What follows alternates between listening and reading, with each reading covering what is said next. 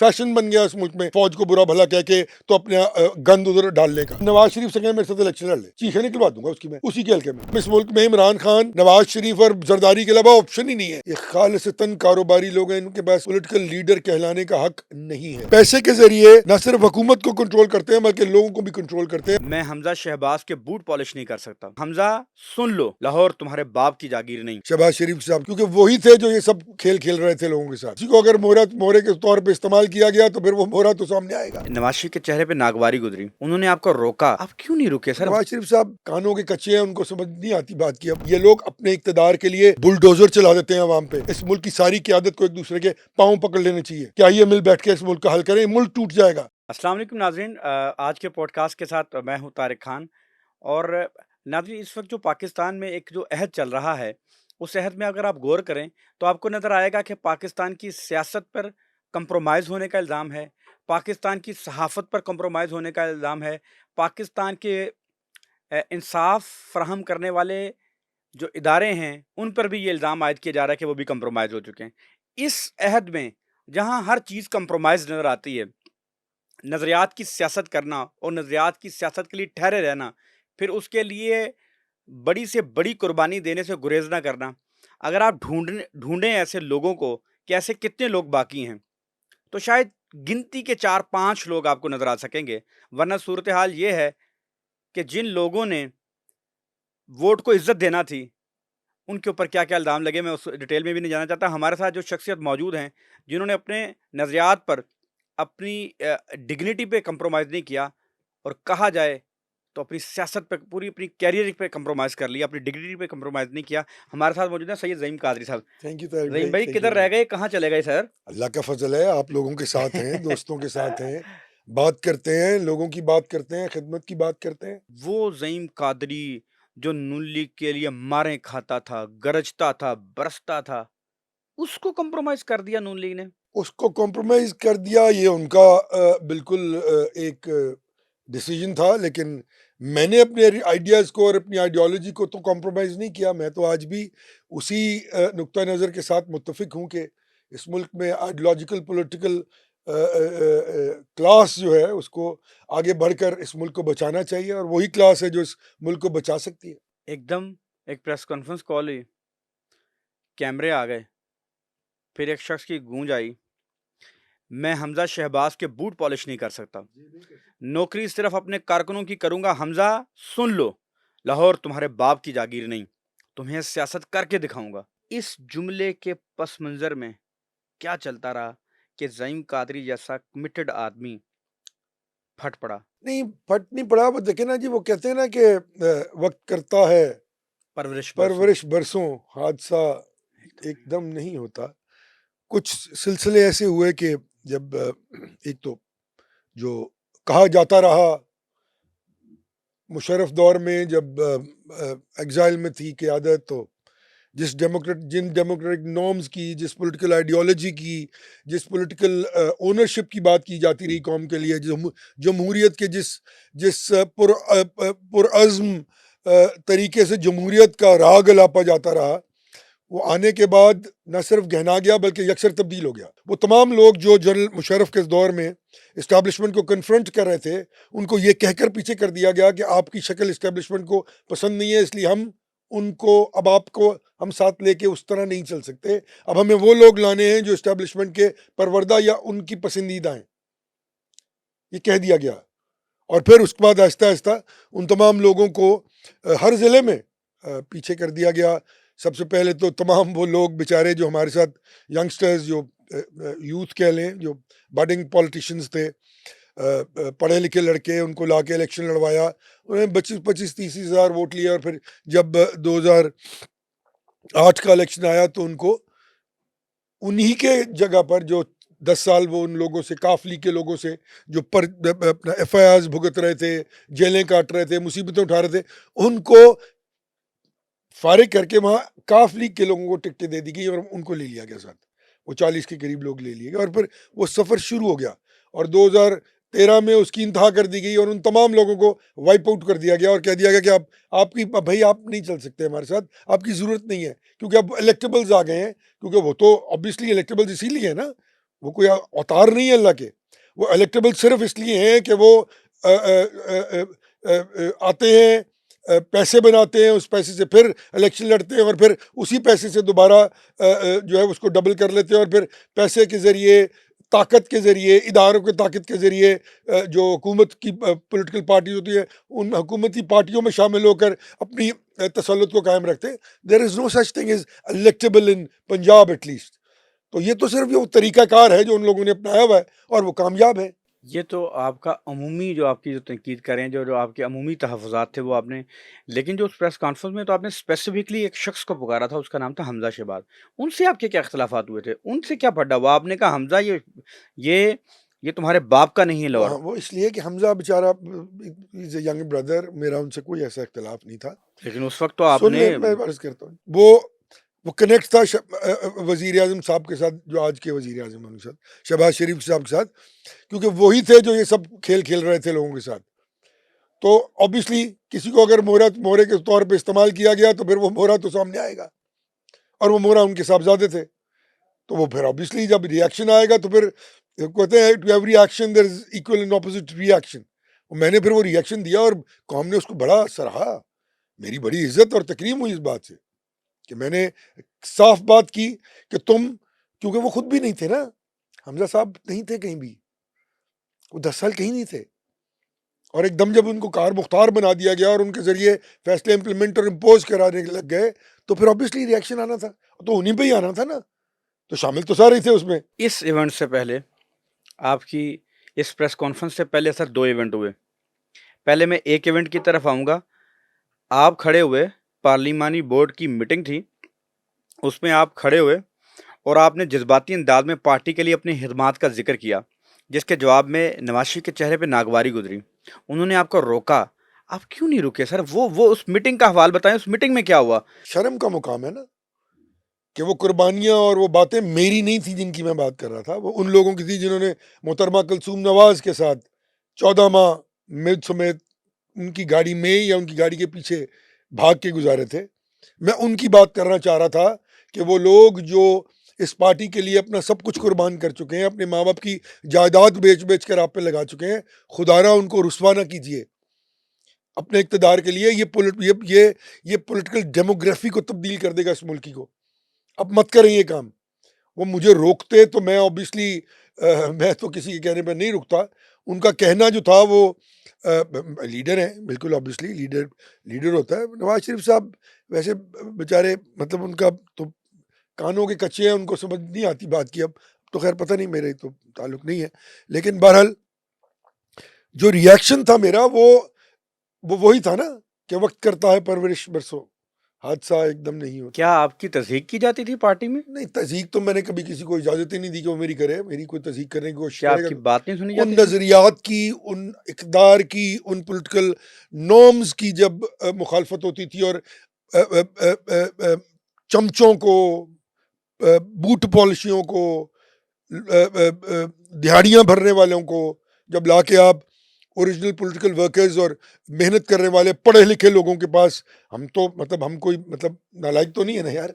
कौन थे चमचे ये? कौन थे सर ये प नाम लेके किसी को इम्पोर्टेंस देने वाली बात होती है। लेवल नहीं होता कि आप लोगों के नाम लेते फिरें। मैं तो क़यादत की बात कर रहा हूँ ना, डायरेक्टली नंबर 1 से मेरी बात हो रही है, के बारे में मैं बात कर रहा हूँ कि सिर्फ़ अपनी अपनी ईगो को सैटिस्फाई करने के लिए कि हम बहुत समझदार हैं और हमारे बच्चे बहुत समझदार हैं, उन लोगों को आगे लाया जाता था जिनकी बात को कुछ सुनने के लिए, मतलब जिनके पास कोई बात होती नहीं थी करने को, और अपने बच्चों से बात करवा के तो चीज़ों को इम्पोर्टेंस दे दी जाती थी, तो फबया करते रहे। तो अब क्या हाल है आज? अच्छा, नवाज़ शरीफ अपने बच्चों से बात करवाते कि जी आप जाएँ रहीम कौदरी की बात सुनें, ऐसा होता था? नहीं, नहीं, ये तो है ही नहीं ना। हुँ, हुँ। बात सुनी ही नहीं जाती थी ना कहीं भाई। बात बात करना सु तो गुनाह है वहाँ। वो न पॉलिटिकल पार्टीज़ नहीं है, ये एक लफ़्ज़ है ओलिगार्की। ये पिरामिड्स बन जाते हैं, ये सिंडिकेट्स हैं। इसमें पैसा, कारोबार, काम, इन्वॉल्वमेंट, फैमिली, तो ये फैमिली ओलिगार्कीज़ हैं। इस सिस्टम का एक पॉलिटिकल साइंस में एक लफ़्ज़ होता है जिसमें डेमोक्रेसी है, उसमें ओलिगार्की होती है। ये ओलिगार्कीज़ हैं। ये ओलिगार्की बन गई है इस मुल्क में, 3 ओलिगार्कीज़ हैं, और जो ओलिगार्की नहीं है वो डाइल्यूट हो जाती है। Maulana Fazlur Rahman, Peoples Party, family limited ANP, parties. Private limited companies. ना सिर्फ ये ओलिगार्की जो है इसकी तशरीह ज़रा लंबी है। उसमें उन तमाम लोगों को शामिल कर लिया जाता है जो पैसे के ज़रिए, पैसा is the important core issue, पैसे के ज़रिए ना सिर्फ हुकूमत को कंट्रोल करते हैं बल्कि लोगों को भी कंट्रोल करते हैं, और उस सिस्टम को पैसा बनाने के लिए और फिर उस बनाए हुए पैसे को आगे इस्तेमाल करके लेके आगे चला जाता है। क्या ये दुरुस्त है कि उस तकरीर से पहले आप निजी महफ़िल में पार्टी लीडरशिप के खिलाफ गुफ्तगू करते थे और आपकी कोई रिकॉर्डेड ऑडियो आपके नवाज शरीफ साहब को, शहबाज शरीफ तक पहुंचाई, वो रिकॉर्डेड ऑडियोज़ की क्या तफसील है? मेरे पास तो ना कोई ऐसी बात है ना कि मैंने सुनी है, पर निजी महफिलों में नहीं। मैं तो बड़ी ओपन महफिलों में भी जिस बात को गलत समझता था उस पर तनकीद करता था, क्योंकि तनकीद, मैं इतना ज़्यादा बेवकूफ़ था, लॉयलिस्ट था, कि मैं लॉयल्टी में ये समझता था कि मैं अगर सही बात बताऊंगा इनको तो इसमें इनका फ़ायदा होगा। वो मेरे लिए काउंटर प्रोडक्टिव होती चली जा रही थी चीज़। मेरी लॉयल्टी को ये समझा जा रहा था कि मैं खुद अपने लिए या कुछ मैं क़यादत के खिलाफ हूँ, हालांकि वो मेरी लॉयल्टी थी कि मैं उनको कहता था कि ये गलत कर रहे हैं आप लोग। ना लोग आज क्या हाल है, घर से नहीं निकल सकते, क्या हो रहा है, लोग स्पीकरों पे मुग़ल्लज़ात घर के बाहर कह रहे होते हैं, कोई इज्जत तकरीम रह गई है?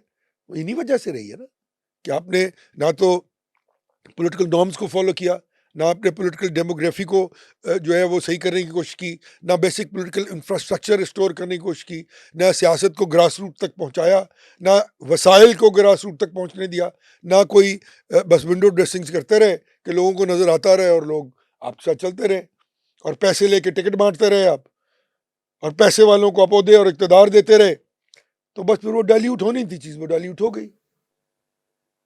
अगर मैं कहूँ कि नून लीग से 30 सालों की वफ़ाओं का जो सिला आपको मिला है, इसमें आपका बुनियादी मुजरिम कौन है, तो वो कौन है सर?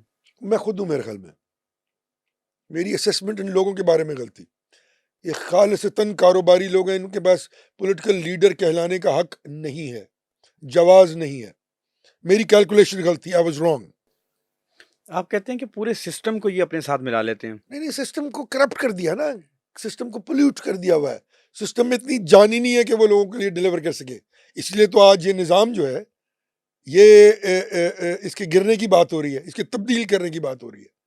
वो इसीलिए है कि इन्होंने पार्लियामेंट्री डेमोक्रेसी को फेल कर दिया है। नवाज शरीफों, जरदारियों, और दीगर जो ओलिगार्कीज हैं, पॉलिटिकल पार्टीज तो है नहीं, ओलिगार्किक सिस्टम्स जो हैं, उन्होंने इस मुल्क के इस निज़ाम को फेल कर दिया। अब ये निज़ाम इस काबिल नहीं है कि फैसिलिटेट कर सके कौम को, इसको तब्दील करना है, out of the box solution की ज़रूरत है इस मुल्क। वहीद आलिम खान सर, वहीद आलम खान, जिसको आपके मुकाबले में टिकट दिया गया सर, क्या वजह थी सर?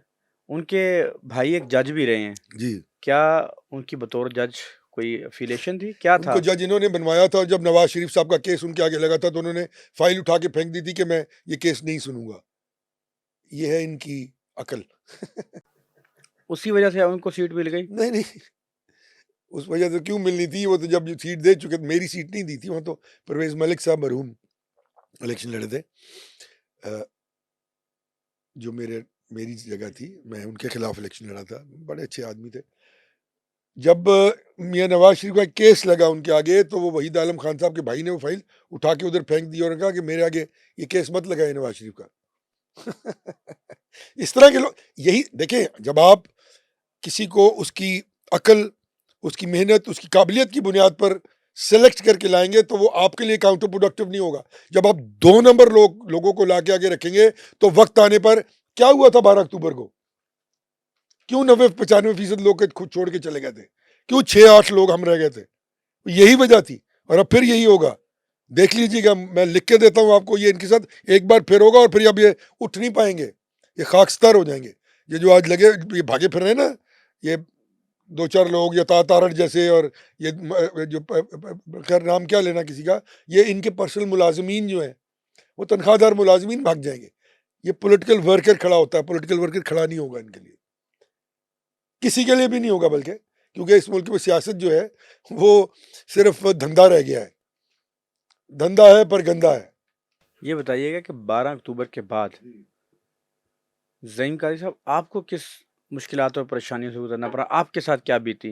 आप माशाल्लाह बहुत पुराने जर्नलिस्ट हैं, आपके सामने खबर लिखनी, खबर छपवानी, खबर के लिए जाना, फिर जेलें, फिर घर का टूटना, फिर सर तफ़सील बताएँ। इसको गुज़रते ना जाएँ, इसको हम डॉक्यूमेंट कर रहे हैं कि ज़हीम कादरी ने नून लीग पहला के ओहदा जो मुझे मिला जी वो डिप्टी सेक्रेटरी इत्तलात का था। फिर वो 12 अक्टूबर के बाद मैं मुस्लिम लीग हाउस जब गया, क्योंकि एक ताल्लुक था, और मियाँ नवाज शरीफ साहब से हम क्रिकेट इकट्ठे खेलते थे, एक प्यार का रिश्ता था। तो तकलीफ हुई बहुत कि ये क्या हो गया इस मुल्क में। मैं foreign bank, society general French bank था, उसमें एक अफसर था बड़ा इम्पोर्टेंट। मैं अपना बड़ा खुश था वहाँ पे, वाइट कॉलर जॉब कर रहा था, लेकिन सोचा कि ये एक दोस्त मुसीबत में है तो उसका साथ देना चाहिए। वो मेरी गलती थी, ये किसी के दोस्त नहीं है। तो मैं घर से निकला, मुस्लिम लीग हाउस गया, कुछ लोगों से मुलाकात हुई जिन्होंने बहुत ही ज़्यादा मुझे अ, अ, अ, किया, प्रोवोक ना किया, ना उम्मीद किया नाउम्मीद किया। कि आप मत आए, आप जेल चले जाएंगे, आपको मुश्किल होगी। मेरे वालिद, मेरे दादा कन्फ्रंट्रेशन की सियासत मेरी घर की तारीख है। हमने अंग्रेज़ का मुकाबला किया। मेरे दादा पीर सैयद नौबार हसन शाह साहब ने अंग्रेज़ का सर का खिताब वापस किया और कहा कि मैं कायद आज़म का साथी हूँ। मैं सर का खिताब लेके, मुझे अल्लाह ने सैयद घराने में पैदा किया, मैं सर का खिताब लेके इस मुल्क को नहीं बेचूंगा। और वो ज़मीन जायदाद वो सब कुछ ये कहकर वापस कर दिया कि मेरे पास अल्लाह का दिया बहुत कुछ है, मुझे इन चीज़ों की ज़रूरत नहीं है। He refused to be knighted as a sir from the British Raj then 1936। जब कतारों में लोग लगे हुए जी थे। जी जी। और फिर ओबियसली वो फिर एक वजन आ जाता है, रिएक्शंस आते हैं। मुस्लिम लीग के साथ रहे, मेरे ताया ने, मेरे वालिद ने पाकिस्तान मूवमेंट में जेलें काटी। मेरे वालिद तकरीबन 6 माह के करीब जेल में रहे। डाइंग डिक्लेरेशन आ गया एक सिक्का के मुझे, मेरे वालिद सैयद सलीम हसन कादरी साहब के बारे में उसने कहा कि उन्होंने कत्ल किया है, so on and so fourth. Pakistan movement के 3 अदद गोल्ड मेडल मेरे घर में है, सैयद नवाब हसन शाह साहब का, मेरे दादा का, सैयद शमीम हसन कादरी जो ना सिर्फ 2 बार मेंबर ऑफ द असेंबली रहे बल्कि लाहौर से एक बार अनअपोज इलेक्ट हुए और फिर chief justice of the Lahore high court बने। ये Guinness book of world record में उनका नाम है। मेरे वालिद सैयद सलीम हुसैन कादरी, तो 3 लोगों के लिए पाकिस्तान के नजरिया पाकिस्तान ट्रस्ट ने इन तीनों को गोल्ड मेडल से नवाजा, तहरीक पाकिस्तान के लिए, जो मेरे लिए और मेरे आने वाली नस्लों के लिए और मेरे पूरे ख़ानदान के लिए एक बहुत बड़ा क्रेडिट है। क्योंकि ऑब्वियसली ये मेहनत पाकिस्तान के लिए, ये कुर्बानी पाकिस्तान के लिए, और बहुत बड़े घर से ताल्लुक़ था उन लोगों का। हम तो मीडियोकर्स हैं, लेकिन फिर भी उस लाखों मुरीदैन के होते हुए, लाखों करोड़ों की जायदाद होते हुए, बैरिस्टर थे मेरे दादा, एक लंबा प्रोसेस था। तो सब कुछ होते हुए पाकिस्तान के लिए बाय फुट निकल कर कुर्बानियाँ दी गई। मेरे ताया लापता रहे बहुत माह, उनका इल्म नहीं था, वो कश्मीर में कैंपेन कर रहे थे, मेरे वालिद जेल में थे। तो हमने पाकिस्तान के लिए काम किया और फिर पाकिस्तान ने हमें बहुत इज्जत दी, पाकिस्तान ने हमें छत दी, पाकिस्तान ने हमें तकरीम दी, पाकिस्तान ने हमें नाम दिया। जब हम आए यहाँ, लोगों ने हमारी बड़ी तकरीम की, ख़ास तौर पे हमारे मुरीदैन जो इस इलाके में थे। आज भी अल्लाह ताला ने कोई दौलत के अंबार तो नहीं कमा सके, लेकिन इज्जत के अंबार अल्लाह ताला ने बेबहा अनाज फरमाए। कितनी बार गिरफ्तार हुए नून लीग के लिए? मेरे ख्याल में कोई 4 बार। तशद्दुद हुआ? सबसे लंबी जेल जो थी वो 8 माह की थी, जिसमें लाहौर में जब वो कैरिकेचर्स बने थे तो उस पर मुशर्रफ साहब ने हमें गिरफ्तार किया और 21 साल की सज़ा देने का प्रोग्राम बनाया। 7 दहशतगर्दी के मुकदमे थे। वैसे टोटल तो 143 मुकदमे थे मेरे पे। जब शहबाज शरीफ साहब की हुकूमत आई तो देख के बुलाया एक दिन, तो कहने लगे कि ये क्या है? मैंने कहा जी हाँ, मेरी वजह से हैं ये सारे। इतनी भी सोच नहीं आई, अब मैं वो लफ्ज़ नहीं इस्तेमाल करना चाहता शर्म का, कि एक शख्स ने, जिसमें से 38 जो थे वो दहशतगर्दी के थे पूरे पंजाब में, और बाकी जो थे वो दीगर मुकदमात थे। 143 मुकदमात थे as secretary general Punjab, as secretary general ARD, as information secretary, उस सारे टाइम पीरियड में 143 मुकदमे थे जो पेंडिंग थे अदालतों में। तो अगर उसकी भी अगर इस तरह का आदमी क़यादत के खिलाफ हो सकता है, तो मेरे ख्याल में उनके दिमाग को तेल देना चाहिए। मतलब क़यादत कहलाने के लायक नहीं है ना इस तरह के लोग, जो ये ना देखें कि इस शख्स ने मेरे लिए, हमारे लिए क्या किया इस 10 साल। अपने घर से अपनी ज़मीन माँ बाप की बेच के जब मैंने किया है सब कुछ, तो वो मेरा पैशन था ना, वो मेरा पैशन था कि इस मुल्क में जमहूरियत होगी, इस मुल्क में क़यादत जो है वो लोगों के इज़्ज़त व तकरीम करेगी, पॉलिटिकल प्रोसेस आगे चलेगा, रूल ऑफ लॉ होगा। सब झूठ था, वो सब वाइप आउट और वॉश आउट हो गया वक्त के साथ साथ। और पता लगा कि सबसे बड़ा प्रॉब्लम इस मुल्क का ये है कि इस मुल्क की क़यादतें जो हैं, जो बनाई जाती हैं ऑब्वियसली वो जाली हैं। वो बनने के बाद भी नहीं सीखती कि हमने इस मुल्क के लोगों के लिए और गरीबों के लिए कुछ कर रहे हैं, ताकि उनके घर में तालीम, हेल्थ और एजुकेशन और रोटी का कोई निज़ाम हो जाए। उन्होंने सिर्फ अपना घर भरना है। मुझे आप बताइए ना कि 25,000 कनाल के घर में रहने वाले को या 300 कनाल के घर में रहने वाले को, उसको किस तरह कब ख्याल आता होगा, एक कह लें आप 1 कनाल 5 मरले 1.5 मरले के घर में रहने वाले के बारे में, उसको ख्याल ही नहीं आ सकता। तो कसूर हमारा है। हम नस्ल कौम ये नहीं जानते कि ये लोग पैसे से आके सियासत करते हैं। सुबह उठते हैं, 50 अरब रुपया कमाते हैं, 5 अरब रुपया पार्टी पे डोनेशन देते हैं, टिकट लेते हैं, आगे हम जैसे गरीबों पर पैसे खर्चते हैं और फिर इलेक्शन जीत के आ जाते हैं। यही वजह है कि ये सिस्टम जो है फेल है। ये सिस्टम को बदलना चाहिए, इस सिस्टम को बंद कर देना चाहिए। क्या करना चाहिए फिर से? Out of the box solution होना चाहिए ना। ये करना तो देखें, करना तो इस मुल्क की रियासत पाकिस्तान को किरदार अदा करना पड़ेगा ना, जो इनको लाके बिठा देते हैं। मतलब इस मुल्क में इमरान खान, नवाज शरीफ और जरदारी के अलावा ऑप्शन ही नहीं है यार। फॉर गॉड सेक, क्या मजाक कर रहे हैं आप इस मुल्क के साथ? मतलब इस मुल्क में पढ़े लिखे लोग, मतलब ऑब्वियसली बड़ा ह्यूज ब्रेन ड्रेन हो रहा है। क्या पढ़े लिखे लोग खत्म हो गए इस मुल्क में? पेट्रियट्स खत्म हो गए इस मुल्क के लिए, कुर्बानी देने वाले लोग खत्म हो गए? मैं नहीं मानने के लिए तैयार है। नून लीग का मुस्तकबिल क्या है? मैं किसी के मुस्तकबिल में इंटरेस्टेड नहीं हूँ। मुझे तो इस मुल्क में इस जाली जमहूरियत का जो मुस्तकबिल नज़र आ रहा है, वो मैं लोगों को बताना चाहता हूँ कि इस जमहूरियत को जल्द अज जल्द एड्रेस कर लें इस मसले को। नहीं तो ये जमहूरियत काउंटर प्रोडक्टिव हो जाएगी, पैरासाइट बन जाएगी इस मुल्क के मुआशी और मुआशरती निज़ाम को, और खा जाएगी इस मुल्क को। ये बताएं कि मौजूदा जितनी भी पॉलिटिकल लीडरशिप है, इसमें अगर आपको चूज़ करना हो, नवाज शरीफ, बिलावल या Imran Khan, for God sake यार, किसको? किस तरह आपको लगता है कि ये लोग इस मुल्क के लिए डिलीवर कर सके? क्या किया है इन्होंने पिछले 30 साल में? मुझे बताइए तो सही ना। कुछ फॉर गॉड सेक, क्यों मक्खी पे मक्खी मारते हैं? इमरान खान मकबूल किस तरह फिर से? यार मकबूलियत इस वजह से है कि वो एंटी एस्टैब्लिशमेंट बात कर रहा है। लोग सोच रहे हैं कि ये गलत करती है रियासत पाकिस्तान, जो इस तरह के लोगों को लाके बिठा देती है। आप आज इनको फारिग कर दें, निकाल दें, और आ जाएं इस मुल्क के लिए कुछ करने के लिए सोच लें, तो मैं आपको लिख के देता हूं कि कोई मकबूलियत नहीं है उसके बाद किसी की।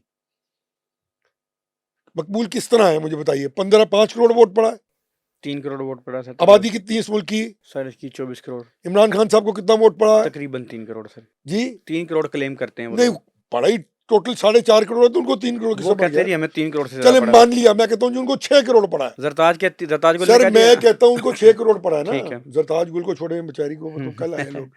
मैं कहता हूँ जी 6 करोड़ वोट पड़ा उनको फाइन। आबादी कितनी है? 24 करोड़। बाकी किधर गए 18 करोड़? कुछ 18 साल से नीचे होंगे, सर हो गए, कुछ बूढ़े हो 40% गए, निकाल दें। कुछ बूढ़े हो गए तो होंगे। यार नहीं, इस तरह ना करें ना, आप कर नहीं सकते ये। कौमों की जिंदगी में ये चीजें मैटर नहीं करती। ये सिर्फ विंडो ड्रेसिंग्स और अपना रोजी पिक्चर्स हैं कि हम 99% लोग मेरे साथ हैं। कल नवाज शरीफ साहब कहेंगे कि 98% मेरे साथ हैं, तो भाई बाकी दुनिया किधर चली गई है? पूछें तो सही। लोग डिसग्रंटल हैं सिस्टम से। कितना वोटर है बताइए आप मुझे? तो फिर आप एक वोटर 9 से 10 करोड़ वोटर है। आप कहते हैं ये 4 करोड़ लोग वोट देते हैं, आप कहते हैं यानी कि 60% लोग जो है वो सिस्टम पर इतबार नहीं करते। वो कहते हैं ये सिस्टम डिलीवर नहीं कर सकता, हम वोट नहीं देने जा रहे। ज़हीम साहब, आप किसी खिलाफत 40% प्रोजेक्ट का हिस्सा तो नहीं बन लाहौल विला कुव्वता इल्ला बिल्लाह। यहाँ कुछ लोग खिलाफत प्रोजेक्ट पे भी चल रहे नहीं, हैं। मैं तो आपने तो जमहूरियत के साथ जिसकी खातिर जमहूरियत मारे खाई, जद्दोजहद की, आप कहते हैं ये सिस्टम ही फारिग हो गया। जमहूरियत की इस बात, मैंने जमहूरियत की जी, जी। मुखालफत नहीं की। मैंने दिस मॉडल ऑफ डेमोक्रेसी, ये पार्लियामानी ब्रिटिश पार्लियामेंट्री निज़ाम जो है, ये क्या 75 बरस में कुछ डिलीवर कर सका है? नहीं कर सकते। तो पूरी कौम को इकट्ठा बैठना है, वैसे आप क्या चाहते नेशनल हैं कंसेंसस करके एक ऐसा निजाम लाया जाए इस जो मुल्क यार डिलीवर कर सके। ज़हीम साहब, इस मुल्क को अगर कोई कॉन्स्टिट्यूशन दिया तो इन सियासतदानों ने दिया सर। जी इस मुल्क को सियासतदानों ने नहीं तोड़ा सर। अभी इस मुल्क को कॉन्स्टिट्यूशन दिया, इस मुल्क को एटमी ताकत बनाया, इस मुल्क के लिए एटमी धमाके किए, मैं इस माजरत मुल्क के से लिए सियासतदानों की बड़ी कुर्बानियाँ हैं सर। नहीं सर, अब बस सियासतदानों की नहीं तो फिर किसकी हैं सर? मैं अर्ज कर देता हूँ। देखिए बात यह है, ऑब्वियसली अच्छे लोग भी होते हैं, अच्छे लोग भी होते हैं, और हर एक ने कोई ना कोई मारे खाई हैं अच्छा सियासतदानों ने काम सर। किया हो। नहीं क्यों खाई सर क्या करें? सर, मैं जवाब दे देता हूँ। मैं अर्ज ये है, मुझे तकलीफ ये हो रही है कि एक ऐसा शख्स जिसने सारी जिंदगी मैं डिसमेंटल हूँ। जमहूरियत के लिए मैं जमहूरियत जमहूरियत की के बात नहीं, मैं जमहूरियत के खिलाफ नहीं हूँ। जमहूरियत वो वाहिद रास्ता है जिस पर चल के इस मुल्क को सही सिमत में ले जाया जा सकता है, लेकिन सही जमहूरियत होगी जब वो जमहूरियत के वो बेसिक पॉलिटिकल इंफ्रास्ट्रक्चर जब तक रिस्टोर नहीं होगा, जब तक पैसे की सियासत, ख़ानदानियत की सियासत, दोस्ती की सियासत, इस्टेब्लिशमेंट की सियासत इस मुल्क से ख़त्म नहीं होगी, तब तक इस मुल्क में जमहूरियत के वो समरात लोगों तक नहीं पहुंच सकेंगे जिसकी उम्मीद ये कौम लगा के बड़ी बैठी बड़ी है। अच्छी बातें हैं, आइडियल बातें हैं। प्रैक्टिकल कैसे होगा मैं सर? बता देता हूँ आपको। बताएं मैं आप। मुझे चलिए मुझे आप प्रैक्टिकल निज़ाम लाएं ना, मैं कहाँ से लाएंगे? बताएं, लाएं। मैं निज़ाम जी सर अर्ज कर बताएं। देता हूँ आपको। देखिए हर हमारे इधर ना डुगडुगी बजाने आ जाते हैं हर साल कुछ साल के बाद, खिलाफत की डुगडुगी, सदारती निज़ाम की वो डुगडुगी। मैंने नहीं सुनी, कोई बताएं खिलाफत की बताएं बात सर, हो रहा कैसे ये है। निज़ाम बदलें? जो ना आप कह रहे हैं हाँ, उसका निज़ाम बदलें, कैसे बदलेंगे? मैं लाएं। आपको अर्ज कर रहा हूँ, जी ना सर तो मैं बताएं। सदारती निज़ाम की बात कर रहा हूँ माजरत के साथ। वैसे पार्लिमानी निज़ाम का जिक्र मैंने कहीं कुरान और हदीस में तो पढ़ा नहीं। चलें आ जाएं, आ जाएं, आप बताएं। और बहुत सारी जगहों पर सदारती निज़ाम बहुत कामयाब रहा। जिस निज़ाम की आप बात कर रहे हैं कि वो कोई मतलब कोई रिलीजियस बुनियादों पर कोई निज़ाम बनाने की कोशिश की जा रही है, मैं तो ना बलद हूँ उसे, ना समझ सकता हूँ, ना उसको पहचान सकता हूँ, ना मेरे वो दिमाग में फिट आ सकता है। अर्ज़ ये है कि जब आप अपने आप को पॉलिटिशियन कहते हैं तो आपने चीज़ों को दुरुस्त करना होता है। आप मुझे बताइए कि क्या किया इन सियासी जमातों ने पिछले 40 बरस में कि डेमोक्रेटिक बेसिक पॉलिटिकल इंफ्रास्ट्रक्चर जो है उसको रिस्टोर किया जाए और बेहतर किया जाए। ये उसको मजीद खराब से खराब तर्ज करते चले गए सर ना। आप बताएं ना, क्या 85 किया? के सियासत कोई में आपका वज़ीर-ए-आज़म 5 साल की मुद्दत पूरी नहीं कर सका, सियासतदानों ने खराब कर इसलिए दिया। इसलिए हर आप इस मुल्क में वज़ीर-ए-आज़म फांसी पे झूल गया, हाँ, ये आपने किया। हाँ, आप देखें कि मुल्क से बाहर उसको जाना पड़ गया। अर्ज अर्ज आप हर वज़ीर-ए-आज़म जेलों में चला गया, और आप इस सियासतदानों सर से क्या अर्ज तो चाहते हैं सुन ज़हीम लें, साहब? अर्ज तो सुन लें कि आपने इस मुल्क के डेमोक्रेटिक प्रोसेस के लिए क्या किया। क्या करें? कुछ भी नहीं, मैंने नहीं बताना क्या करें। आप कहते रहे ना कि हम आएंगे, हम पैसे की सियासत खत्म कर देंगे, हम आएंगे, हम right man for the right job होगा, हम आएंगे, लॉ एंड ऑर्डर की लॉ की इम्प्लीमेंटेशन होगी, कानून हर एक के लिए बराबर होगा। क्या एक काम भी आप कर सके आज तक? तो जब आप ये नहीं कर सके तो फिर ऑब्वियसली रियासत रिएक्ट करेगी आप पे। मेरा ये नुक्ता नज़र है कि जब रियासत पर बात आएगी तो वो इस मुल्क को जब टूटने लगेगा मुल्क, तो वो उसको टूटने से बचाने के लिए अपना किरदार उसको अदा करना पड़ता है, जो आज नहीं किया जा रहा। मेरी बात तो समझे सर, मैं जमहूरियत के खिलाफ नहीं हूँ भाई।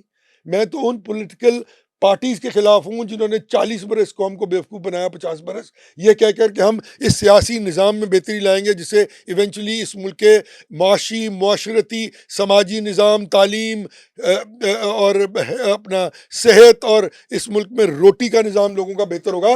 दे have not delivered to an ज़हीम एक्सटेंट साहब वेयर दे कुड प्रूव ज़हीम दैट साहब दे आर देयर। ज़हीम जो खुद साहब एक पॉलिटिकल पार्टी बता दें जिसने अपने मंशूर पर 20% ज़हीम साहब अमल किया हो। एक मिनट।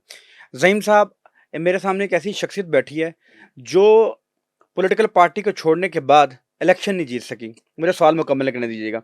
आपके मुकाबले पे इस मुल्क में लोग नवाज शरीफ को वोट देते हैं, अच्छा मेरी बात सुन लें, इस मुल्क में इमरान खान को वोट मुझे देते हैं, 10 अरब रुपए दे दें, इस मुल्क में मुझे इस 1 अरब रुपया दे दें, सर इस 1 मुल्क अरब में रुपया, जरदारी को लोग वोट सर देते हैं। मुझे 1 अरब रुपया दे देना। लगा लें, इकट्ठा कर लें। हाँ आप किधर से? फंड इकट्ठा नहीं कर ला हौल सकते? विला कर कुव्वता लें। इल्ला बिल्लाह आपको लोग अज़ीम। 10 मैं अच्छा इसका जवाब 10 सुन अरब लें। नहीं देते, यही तो हो रहा है ना यार इस मुल्क तो में। फिर क्या करें सर? अवाम वोट देती है, नहीं गलत नहीं ना, सुन लेना, अवाम नहीं वोट देती ना। फिर किसे वोट देती 60% लोग तो घर बैठे हुए हैं, 70% लोग तो वोट नहीं देते इस मुल्क में। केड़ी अवाम को वोट देती है जी? है? जितनी भी देती आपको है मैं सर, देता हूँ 2 अरब रुपया। जितने भी देते हैं आप सर बाकी 70% को निकाल लें सर। सर सुन लेना, जी 2 सर। अरब रुपया लेके निकल जाए आप, ठीक है सर। नवाज शरीफ से कहें मेरे साथ इलेक्शन लड़ ले, चीखें निकलवा दूंगा उसकी मैं, उसी के हल्के में। किधर बैठे हुए हैं भाई? मौला अली का फरमान है, जिस पेट में रोटी ना हो उसे दीन की बात भी मत करो। आपने मजबूर कर दिया इस कौम को कि वो भूख में तालीम के बगैर, जॉब के बगैर रहे, और जब आप इलेक्शन में पैसे, ये ओलिगार्की क्या होती है? यही तो वो एक एक है सिंडिकेट्स जो इस मुल्क को कंट्रोल कर रहे हैं। और जब मेरे पास तो भाईजान 1 करोड़ भी नहीं है इलेक्शन पे लगाने के लिए, मैं क्यों इलेक्शन लड़ूं? मैं तो जाके मैंने कहा बेवकूफ़ी की कि मैं नजरियात की बुनियाद पर इलेक्शन लड़ूंगा। कोई नजरियात शजरियात नहीं है, सब डाकू और चोर इर्द गिर्द बैठे हुए हैं, 10-10 करोड़ रुपया खर्च करते हैं और इलेक्शन जीत जाते हैं। आप क्या करेंगे वहां उनका, मुझे बताइए आप। ये है चीज जो इस मुल्क में, वलायत अमेरिका में ये नहीं होता मेरे भाई। कोई पैसे नहीं खर्चता वहां, एक पार्टी फंड होता है जो अनाउंस करते हैं, और लोग, छुट्टी भी नहीं होती उस दिन, सर लोग उन गुजरते गुजरते वोट डाल के चले सर जाते हैं। आप जैसे लोग जब विलायत की बात करते हैं ना सर, 5-5, 600 साल से जमहूरियतें, अमेरिका में 250 साल से जमहूरियत है, प्रोसेस चलने दें। सर इस मुल्क में ना सर, मैं मेरी अज़ीम साहब मेरी अर्ज़ सुनें, मैं सर यकीन करें सर कि मैंने देखा, ये मैं चलाएंगे लोग प्रोसेस, मैं अर्ज़ नवाज करता शरीफ हूँ चलाएगा मैं अर्ज़ करता हूँ प्रोसेस, सर, जरदारी चलाएगा, इस मुल्क में इमरान सर खान चलाएगा एक मिनट, प्रोसेस। इस मुल्क फॉर में गॉड सेक यार। सर एक सेकंड, इस मुल्क में सर पीपल्स पार्टी को सर 15 साल की मार खत्म नहीं कर सकी सर, 5 साल की हुकूमत में सर अंदरूनी सिंध तक महदूद रह गए सर। इस मुल्क में सर मार मार के एमक्यूएम को इन्होंने अधमुआ कर दिया, लेकिन उसके बावजूद भी एमक्यूएम कायम रही, अपनी कारकर्दगी और अपनी हरकतों से मरी सर। इस मुल्क यही तो में मैं अर्ज कर रहा हूँ, वो नवाज हरकतें नहीं करनी सर मैं चाहिए कहता इनको। हूं कि जब आप आप तो प्रोसेस मेरी बात को ऑन कर रहे हैं मैं यार। कहता हूं प्रोसेस नहीं चलने दिया जाता किसने इस कहा मुल्क आपको? में, प्रोसेस हाँ, चलने दें, मैं इसका जवाब दे दूं प्रोसेस चलने दें, इसका। खुद ही वाइप आउट हो देखिए, जाएगी पार्टी दिया। डेमोक्रेसी का जो basic infrastructure, basic political infrastructure जो है ना, उस पर ऑब्वियसली आपकी बात दुरुस्त है कि उस पर, उसको प्रोसेस को चलते रहने दीजिए, प्रोसेस खुद खुद इवॉल्व हो रिफाइन जाएगा। कर देगा। नहीं सुन रहे, लेकिन प्रॉब्लम कहाँ है? आप मुझे बताइए, जब इस मुल्क की पॉलिटिकल पार्टीज और पॉलिटिकल क़यादतें मुल्क तोड़ने तक चले जाएं, और मुल्क तोड़कर वो आके कहें कि जी हमें वोट दे दो और इधर हम और इधर तुम के नारे लगाइए, तो फिर आप उस प्रोसेस को चलने दें? ये लोग अपने इक़्तिदार के लिए बुलडोजर चला देते हैं अवाम पे, कत्लो गारत कर देते हैं, लाशों के अंबार लगा देते हैं। ये लोग अपने इक़्तिदार के लिए किसी को भी कुर्बान कर देते हैं और मुल्क को भी कुर्बान कर देते हैं। हमें समझना है, ये लोग इस काबिल नहीं है। पैसा, इक़्तिदार, इक़्तिदार, पैसा, लोग ये एक विशियस सर्कल इन्होंने बना लिया हुआ है। ये इस मुल्क को तहो बाला कर देते हैं अपने इक़्तिदार के लिए। मैं इनकी बात कर रहा हूँ, मैं पूरे पाकिस्तान में हर पॉलिटिकल वर्कर की बात नहीं कर रहा हूँ। किधर गया जावेद हाशमी, किधर गया जहांगीर बदर, किधर है साद रफीक, किधर है वो लोग जो पॉलिटिकल वर्कर्स थे, जो ग्रास रूट लेवल से उठे थे कॉलेजों और स्कूलों की पॉलिटिक्स करके हमारे जैसे? क्यों डाइल्यूट कर दिया जाता है उनको? क्योंकि उनके पास पैसे नहीं है, वो पैसे ना दे सकते, ना कमा सकते। के पास पैसे नहीं है। नहीं, अगर किसी ने 20 साल में कमा लिए यार तो फाइन, कमा लिए होंगे तो बचा भी तो भाई फिर रहा है ना। जिन्होंने नहीं कमाए वो बैठे हुए आपके सामने, बड़े खुश हैं। कब्र में तो अच्छी तरह जाएंगे ना, कब्र का इशू नहीं है, वहां नहीं पूछगिछ होगी। पैसे जितने ज्यादा होंगे उतनी ज्यादा पूछगिछ होगी, तो कर लें। ये मुक्तुलनान हुक्मरान बने हुए, ये अल्लाह माफ़ी अस्तगफिरुल्लाहल्लज़ी ला इलाहा इल्ला हुवल हय्युल क़य्यूम व अतूबु इलैह, ये अल्लाह के कानून को कन्फ्रंट करते हैं अपने इक़्तिदार के लिए कि नहीं मेरा ही बच्चा आएगा जी, मेरा ही बच्चा चेयरमैन होगा जी, मेरी बच्ची वज़ीर आला होगी जी, मेरा बेटा वज़ीर आला होगा और कोई नहीं बन सकता। भाई क्या बात है यार, कौन लोग हो तुम, ये क्यों स्पेशल हैं? तो फिर कर दो अनाउंस बादशाह। तो करने लगे थे ना नवाज शरीफ साहब, वो 17th अमेंडमेंट में, 16th अमेंडमेंट में जब वो बनने लगे थे अपना खलीफतुल मुस्लिमीन, तो लाइए आप इन लोगों को और चला लीजिए, वोट देने हम चले जाते हैं। कोई नहीं देता वोट इनको, सब जालीगिरी हो रही होती है वहां। 20-30% लोग वोट देते हैं, बाकी लोग घर बैठे होते हैं, उनके नाम के वोट डाल जाते हैं, पैसे खर्च के ये वोट डलवाते हैं, पैसे खर्च के आगे चले जाते हैं, MP MNA बन जाते हैं, 5 साल टका के अरबों रुपया खरबों रुपया कमाते हैं, और फिर उसमें से 20-30% खर्च करके मेरे आपके जैसे लोगों को बेवकूफ़ बना के वोट ले लेते हैं, और वो फिर रोटियां खिला। यार कभी सुना है कि जी 300 दफ्तर होने तो इलेक्शन होएगा, हर दफ्तर का खर्चा 5000 रुपया रोज़ का, चाह पानी का, कुर्सियां का? ये मजाक हो रहा है इस मुल्क में? ये जमहूरियत बिकाऊ नहीं है तो क्या है यार? ये जमहूरियत बिकाऊ नहीं है तो क्या है?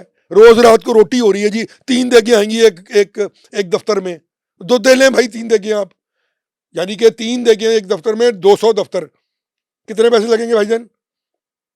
तो क्या है, लोग रोटी खा रहे हैं, उसके बाद आप ट्रांसपोर्ट दे रहे हैं? कभी सुना है दुनिया के किसी मुआशरे में कि ट्रांसपोर्ट दी जा रही है लोगों को, क्या ये गाड़ी में बैठ के हमें वोट दे के आइए, और वहाँ कीमे वाले नान खिला रहे हैं हम लोगों को? यार ये डेमोक्रेसी आपकी, ये पॉलिटिकल प्रोसेस है आपका, ये आपने सिखाया इस कौम को। आपने तो आज तक कभी सफाई की कैंपेन नहीं की। आप मुझे बताइए ना, 2 साल हो गए इस हुकूमत को, कितनी देर हो गई है? 2 साल, 1.5 साल तकरीबन हो गया सर। किसी पब्लिक वेलफेयर प्रोजेक्ट पे गुफ्तगू भी हुई है? नहीं होती। इमरान खान आ गया, इमरान खान चला गया, वो मरियम नवाज ने किसी भी नहीं बात ओ की। यार वो सारे मरियम नवाज सोलर प्रोजेक्ट लेके आई, गरीबों के लिए घर लेके आ रही है सर, जितने वो इकदामात उठा रही है सर, बच्चों के गरीबों के बच्चों के स्कूलों में, गवर्नमेंट स्कूलों में आप मेरे खाने के भाई लिए हैं, प्रोजेक्ट मैं लेके आ किसी रहे पे थे। तनकीद ज़ात पे नहीं करता। चेक कर लीजिए तमाम वो प्रोजेक्ट्स हैं जो 2018 की हुकूमत में, 13 से 18 की हुकूमत में शहबाज शरीफ साहब पंजाब के वज़ीर आला साहब अनाउंस करके गए थे। उसके बाद उनकी वज़ारत उज़्मा भी आई, वज़ारत आला तो नहीं आई, अब उनकी वज़ारत आला आई है। ये ग्रीन ट्रैक्टर्स, सोलर, ये सब मैं वहाँ मौजूद था यार, वज़ीर था ना मैं। कुछ नया नहीं कर रही ये मरियम। पुराना है सब कुछ, ये हुआ पड़ा हुआ है। वो पुराने डॉक्यूमेंट्स निकाल के आपको दोबारा अनाउंस करे जा रहे हैं। हमारी कौम की याददाश्त इतनी कमजोर है कि वो देख ही नहीं रहे कि क्या हो रहा है। सोलर प्रोजेक्ट्स उस वक्त के हैं, ट्यूबवेल्स के, अनाउंस्ड। ग्रीन ट्रैक्टर्स उस वक्त के हैं, अनाउंस्ड। उसके बाद ये जो खाद और बीज के पे जो सब्सिडी है, अनाउंस्ड। सब 2013 से 18 के प्रोजेक्ट हैं, शेल्फ हुए हुए थे, किसी ने उन पर काम नहीं किया, नहीं कर सके। वो भी कहते थे कर नहीं सके, ये भी कहती हैं कर नहीं सकेंगी। पैसे कहाँ से, घर से लाएंगे? ले आए ना 30,000 अरब रुपया जो अपना पड़ा वो पाकिस्तान, और दे दे लोगों के लिए, खर्च कर दे। किसका 30,000 अरब पड़ा है? जो जो कुछ, जो इनके पास पैसे हैं, एवनफील्ड बेचे, ला के यहाँ लगा दे। आप कह रहे हैं शरीफ फैमिली का 30,000 अरब बाहर पड़ा है? तो जरदारी का 60,000 अरब होगा, इमरान खान के भी होंगे। तो कौन लोग हैं यार ये? अगर इनके पास इतनी मोहब्बत ही नहीं है कि ये लोगों को कह रहे हैं कि इन्वेस्ट करें इस मुल्क में आके, तो भैया खुद तो कर लें। खुद क्यों नहीं करते? अपने बच्चे तो बाहर बैठे हुए अरबों रुपए की जायदाद पे कारोबार कर रहे हैं। हम तो कारोबार कर रहे हैं जी, हम तो नहीं आते, कारोबार कर रहे हैं ना। कौन कहता था कि मेरी पाकिस्तान तो वलायत तो क्या पाकिस्तान में भी 1 इंच जमीन नहीं है? और फिर क्या जवाब आया उसका? यार कोई खुदा का खौफ करे ये कौम, कुछ सीख ले, बस कर दें आप इन लोगों पे यार। आपने किया क्या अपने साथ? आप अपने साथ कर रहे हैं इन लोगों के साथ चल के, 1 2 3 करके बाइकआउट करें इन सबका, और कहें कि ये लोग नहीं डिलीवर कर और सके। शाहिदा खान अब्बासी को वोट दे दें। कोई जरूरी नहीं है, आप बिल्कुल मत दे। आपने उनकी पार्टी सुन ज्वाइन ले कर सर, ली? नहीं मैं तो उसमें जा ही नहीं रहा ना। शाहिद खान अब्बासी को देख ले कि उसने 2.5 साल में क्या किया है और इन्होंने क्या किया है, उससे कितने पैसे बनाए हैं और इन्होंने कितने पैसे बनाए हैं। एक बंदे की आपने बात की, मैंने जवाब दे दिया। मैं कोई जवाब दे नहीं हूँ, वो कोई ऐसी बात नहीं वहाँ हो रही कि शाहिद खान अब्बासी जो वो लमिया बन गया है उस पार्टी का, कोई बहुत बना के उसको, वहाँ सब बराबर के लोग हैं, और अगर नहीं है तो फिर मैं नहीं हूँ वहाँ।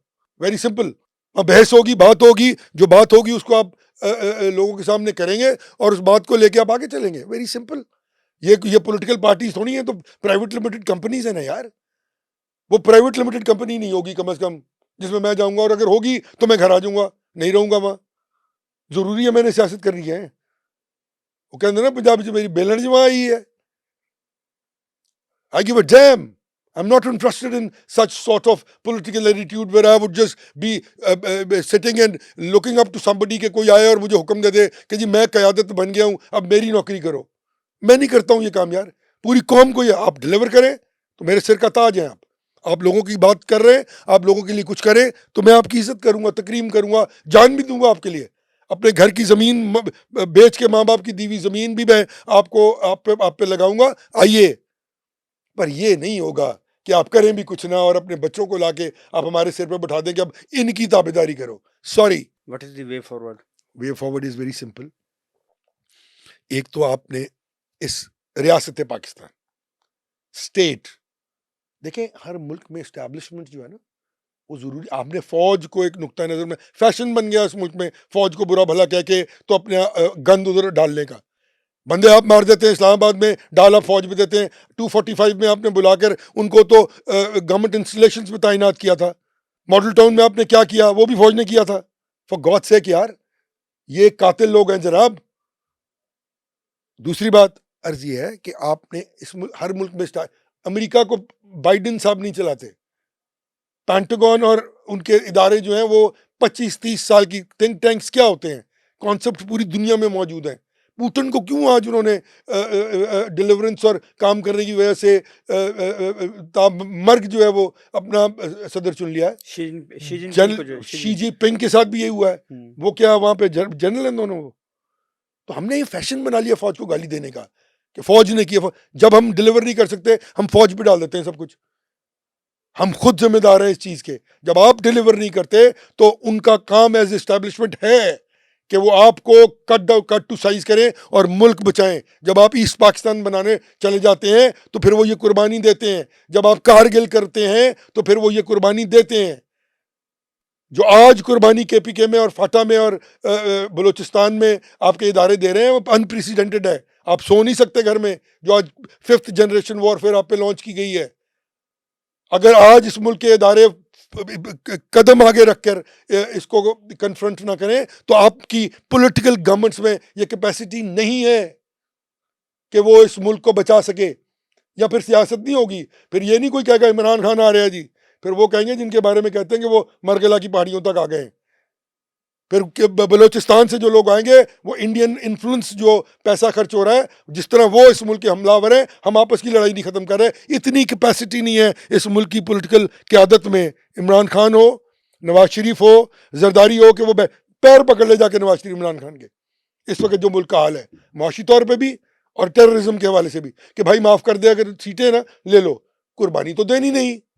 कुर्बानी तो मुझसे मांगनी है कि ज़हीम कादरी तुम जेल चले जाओ और तुम लड़ते रहो, तुम फौज के साथ लड़ते रहो, हम आके उनके साथ मिल जाएंगे और उसके बाद हम इक़्तिदार ले लेंगे और तुम्हें कहेंगे तुम तो गलत कर रहे थे यार, भाग जाओ यहाँ से। फिर तुम्हारी जरूरत पड़ेगी, फिर कोई ना कोई खड़ा हो जाएगा सादिर रफीक जैसा लड़ने के लिए और रगड़ा जाएगा सड़क में पड़ा हुआ, कहीं पूछ रोटी खाने देने वाला कोई नहीं होगा उसको जेल में। हमने किया क्या इस मुल्क के साथ?